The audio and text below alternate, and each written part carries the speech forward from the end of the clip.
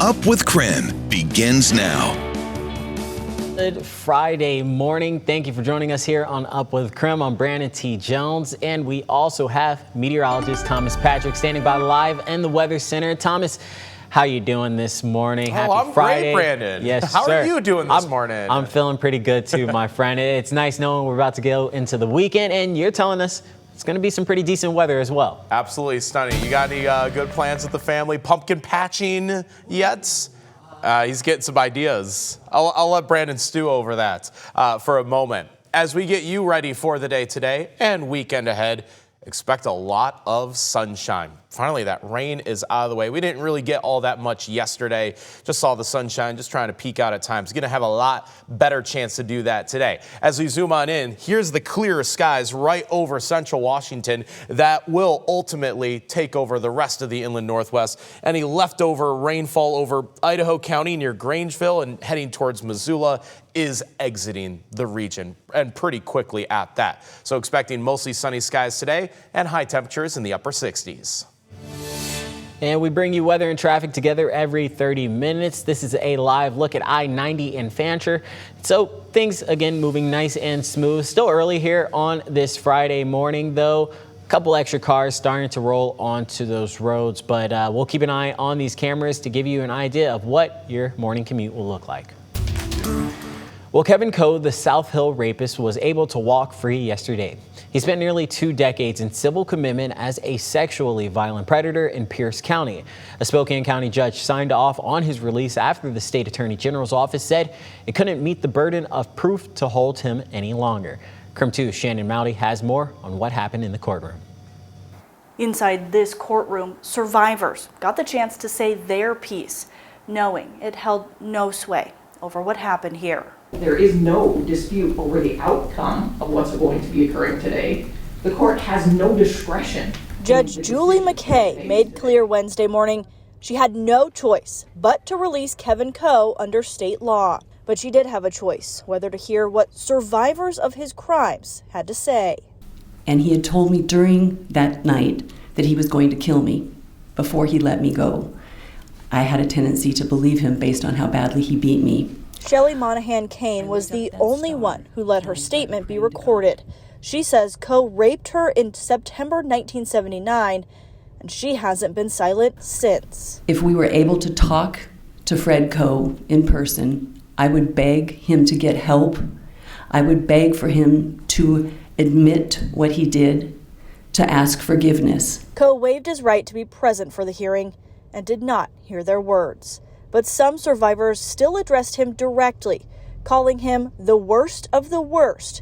While some forgave him, one woman said he's a psychopath, something that won't go away with age. Is Mr. Coe mentally ill, and is he dangerous? Coe's release after 4 decades is based on a 2024 psychological evaluation that found the 78-year-old no longer meets the criteria to hold him as a sexually violent predator due to failing health. And we all know that even when he walks out of McNeil Island, he will never be free unless his last breath is what he does by asking God forgiveness. With a signature from the judge, Frederick Kevin Coe walks free. While your statements may not have an impact on the proceeding, I can guarantee you personally, I will leave here with a hole in my stomach and a hurt heart, because the words do mean, and they do have impact, at least on me personally.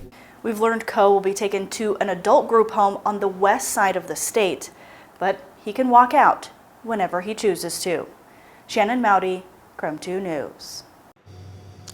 Well, coming up in our next half hour, we have more information on the adult group home Kevin Coe will be at and reaction from residents. We'll take a look at this. This is a crazy scene on the UW campus after a man stormed into a class making Nazi salutes and shouting insults at the professor and the students. University police eventually took him into custody, and officials confirmed he's not a student. The man, identified as Sam Poliak, says he came to troll and admitting he is a neo-Nazi. Video captures students booing and pushing him out of the class. Poliak says he was pepper sprayed, spit on, and left with cuts and bruises before campus police stepped in and detained him. Poliak says he regrets his actions, but students say his apology is not accepted. I do believe he fully intended to say and he meant what he said. Even if it was trying to just get a reaction out of people, that's still not okay. And really, I can't accept that. Well, right now, criminal charges are pending with the King County Prosecuting Attorney's Office. Spokane Valley Police are looking for more information about a shooting at a house party last week that left one man injured. SVPD says officers responded to a call of shots fired near the 800 block of North Park Road before 3 a.m. on September 27th. They were told multiple shots were fired at a party. They then received another call from a man near Havana and 2nd Avenue with gunshot wounds. Officers say the shooting started after an argument. Anyone with information is asked to call the number right there listed on your screen. Well, if the government shutdown doesn't end soon, fire response budgets could take a hit. And every dollar counts right now. Fighting a wildfire can cost about $1 million a day. Washington's Public Lands Commissioner says government dollars should go to real-time firefighting and prevention. So as employees their paychecks are shut off, or if the president moves forward with his threat to fire all these employees, then it's going to be harder to staff our critical incident management teams, making our response to wildfires even more challenging. Well, DNR says its work on wildfire prevention is focused in eastern Washington because of the high risk. State legislature will convene in January to make decisions on next year's budget. Commissioner Upthegrove says the plan is to show that funding prevention and protection will save everyone money in the long run.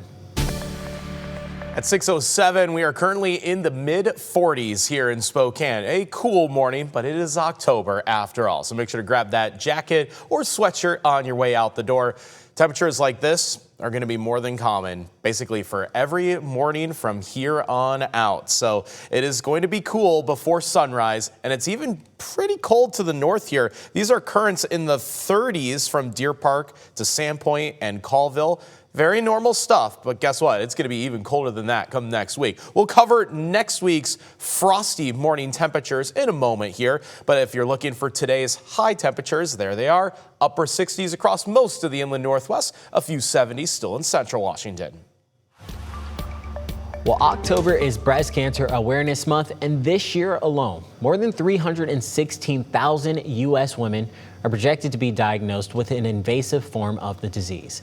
A mastectomy is a way of treating breast cancer by removing the entire breast through surgery, but it can take a toll on the patient, not only physically, but mentally and emotionally as well. New research finds 3D bioprinting to create a nipple areola complex, or NAC, could be the future of reconstructive breast surgery. We have a lot of flexibility in how we print the NAC, so we can do things like personalized engineering of the NAC itself. Fisher hopes to add cellular components to the NAC and even help build other complex body parts like noses and ears. And while breast cancer mainly impacts women, it can also impact men as well. About 2,800 men are diagnosed with breast cancer each year. That accounts for just 1% of all cases. One father of 3 had to have a double mastectomy, sharing it was the hardest thing he's ever been through, both emotionally and physically. It took so much muscle mass out, steering wheel, hold an umbrella, things of that nature. So life has been a huge challenge, but I'm on my way back. Doctors urge men to check themselves as there are no screening guidelines. They say if you notice a change in your breast tissue, either thickening of the nipple, a nodule in your chest area, that doesn't go away, you should get it checked out.